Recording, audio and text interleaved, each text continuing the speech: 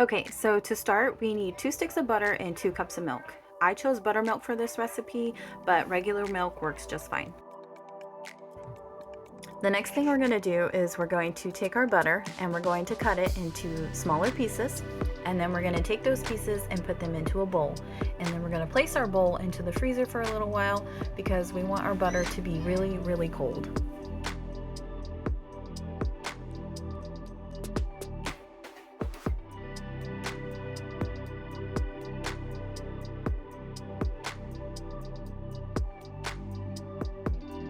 I like to actually measure a little over 2 cups of milk just because sometimes you might need that extra milk for your dough. But after we get it measured, we're going to put that in the freezer as well. We want it to be really, really cold, but not frozen. And for our dry ingredients, we need 4 cups of flour, 2 tablespoons of baking powder, 4 teaspoons of sugar, and 1 teaspoon of salt. So while our butter and our milk are in the freezer, we're going to get you a big bowl to put all of our dry ingredients in. We're going to measure all those out and then make sure you mix them up really, really good.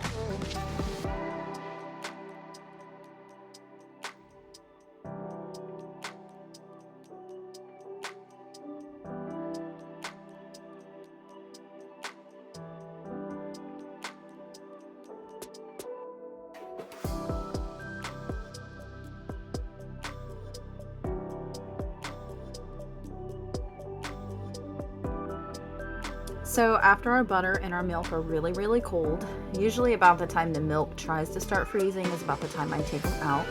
We're going to take our butter. You can do a little bit at a time or all at the same time. It doesn't matter. It's up to you.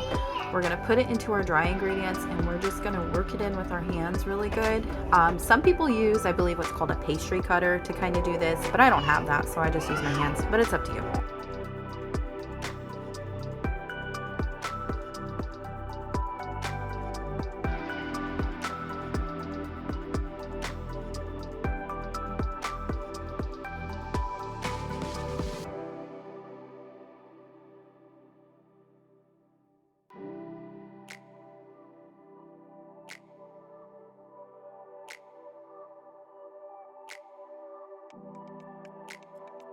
So once it's all mixed up, this is what it should look like. You're still gonna have some big chunks of butter, but that's okay. So then we're gonna make a little bit of a well into our dry ingredient mixture, and we're gonna pour just a little bit of that milk in at a time, and we're gonna get a spoon, or you can use your hands the whole time. It doesn't matter, it's up to you. And very easily, very gently mix your dry ingredients in with the milk.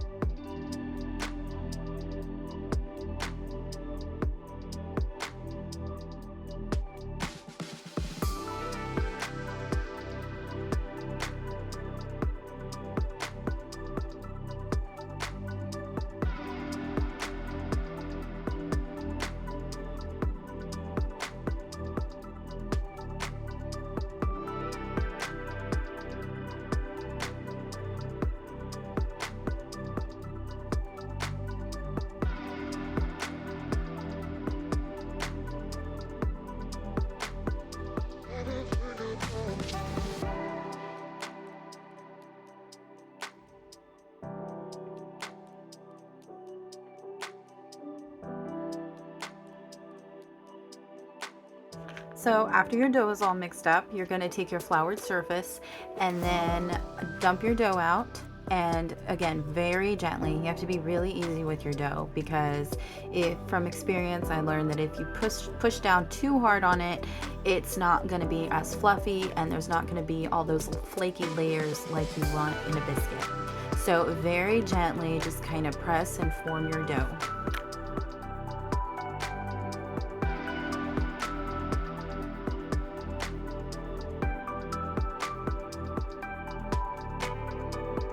Here I'm just taking my rolling pin, flouring it down so it doesn't stick, and using it to roll out my dough a little bit more. Again, I know it looks like I'm pushing really hard on it, but I'm not. I'm being very easy with it.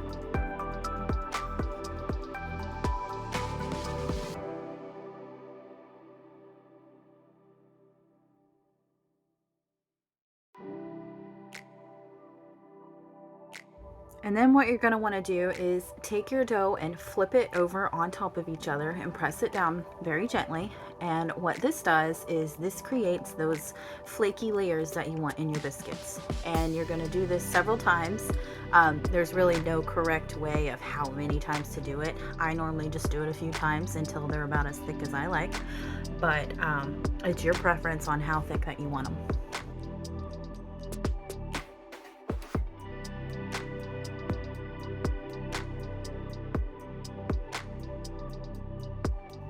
And then you're going to take your biscuit cutter and you're going to cut out your biscuits. I do not have a biscuit cutter, so I just use a cup and it works perfectly good. You could use cookie cutters or anything like that if you want shaped biscuits, but anything really works just fine.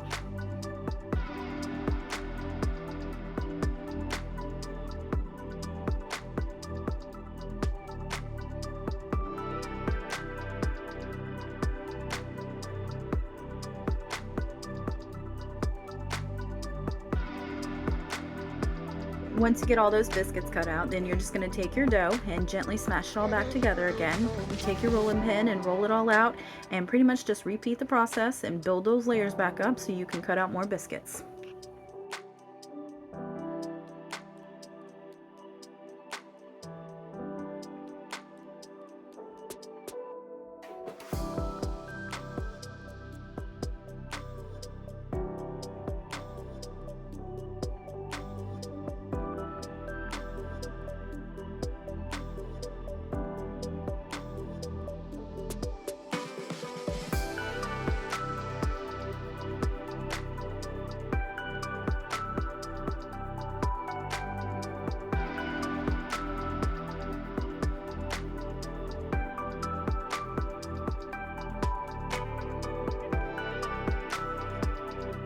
You'll want to preheat your oven to 425 and bake these for about 14 to 18 minutes, depending on how thick they are and depending on how done you like your biscuits. You can cook them longer if needed. And once they're done cooking, I like to take them out and put them on a wired cooling rack. And then I load them babies down with some butter on top. Sometimes before I bake them, I put butter on top as well, before and after. And that's all up to you, depending on how you like it. And really, that's all there is to it.